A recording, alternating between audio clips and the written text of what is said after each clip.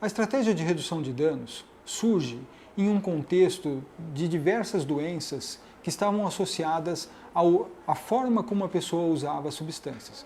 Então, naquele momento, especialmente no começo dos anos 80, existia de forma importante o uso de drogas injetáveis. As pessoas usavam material contaminado e com isso acabavam adquirindo outras doenças, especialmente aquelas doenças que nós chamamos de doenças sexualmente transmissíveis, como hepatite e a AIDS. Nesse contexto, surge então uma forma de lidar com essas pessoas no sentido de fazer com que elas se aproximem dos serviços de saúde, de uma forma com que elas se sintam relacionadas a estratégias de cuidado com a vida delas, com a saúde delas, e não obrigatoriamente que elas parem de usar a substância. A questão do uso da substância, então, se torna uma questão secundária. Se a pessoa vai usar ou não a substância, não é o mais importante. O mais importante é saber se ela tem interesse em resgatar alguns aspectos de saúde, em resgatar alguns aspectos de relação social, de vínculo com serviços de saúde e com os profissionais de saúde.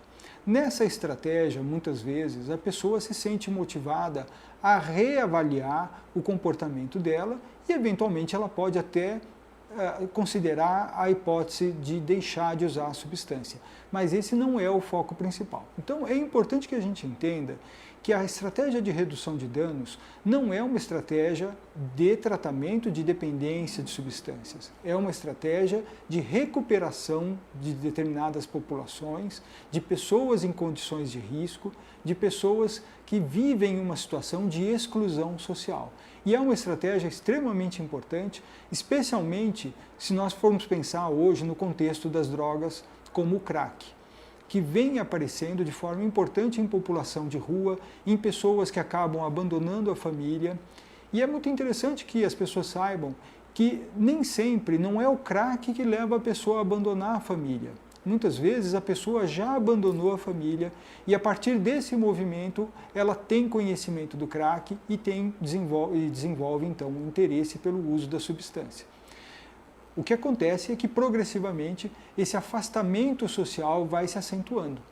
Essa marginalização, essa exclusão social vai se acentuando, de tal forma que a pessoa acaba perdendo o contato com boa parte da estrutura que a sociedade pode oferecer em termos de cuidados.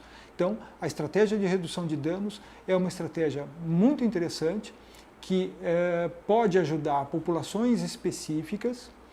Nós temos ainda poucos estudos de efetividade com relação a essa estratégia, ou seja, elas realmente funcionam.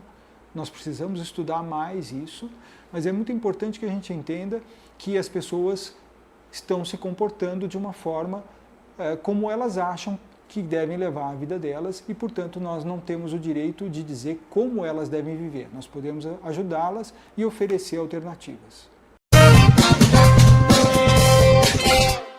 Um dos principais desafios que nós enfrentamos no trabalho do dia a dia é a questão da cronicidade dos transtornos relacionados ao uso de substância. Ou seja, a partir do momento que uma pessoa entra no serviço, nós vamos estar com essa pessoa por longo prazo. Esse tratamento vai ser longo, muitas vezes por anos, às vezes até décadas.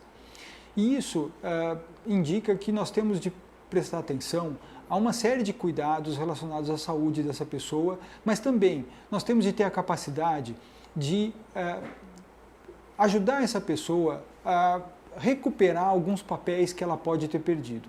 Nesse aspecto, é muito importante que a gente entenda, mais uma vez, o caráter multidisciplinar do nosso trabalho. Então, quando nós estamos falando de reabilitação, muitas vezes nós falamos de reabilitação profissional, nós falamos de reabilitação social, nós falamos de reabilitação educacional. A pessoa muitas vezes chegou num nível de comprometimento em que ela não acredita mais na capacidade dela de desenvolver algumas atividades. E nós, profissionais, temos esse desafio.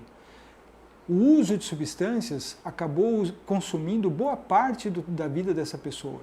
No entanto, ela pode ter perdido diversas etapas da vida dela. O que preocupa especialmente é quando a pessoa começa o uso de substâncias na adolescência, no final da adolescência, e ela acaba perdendo então a capacidade de se vincular ao estudo, de se vincular ao desenvolvimento profissional, ao desenvolvimento de relações, né, que não as relações familiares, e ela acaba então não se organizando socialmente. Essa pessoa, quando chega para o tratamento, tem uma série de problemas, uma série de dificuldades. E o trabalho tem como desafio ajudar essa pessoa a recuperar algumas dessas questões, especialmente aquelas que a pessoa valoriza, aquelas que a pessoa considera mais importantes. Então, dentro desse perfil de um quadro crônico, nós temos esse desafio.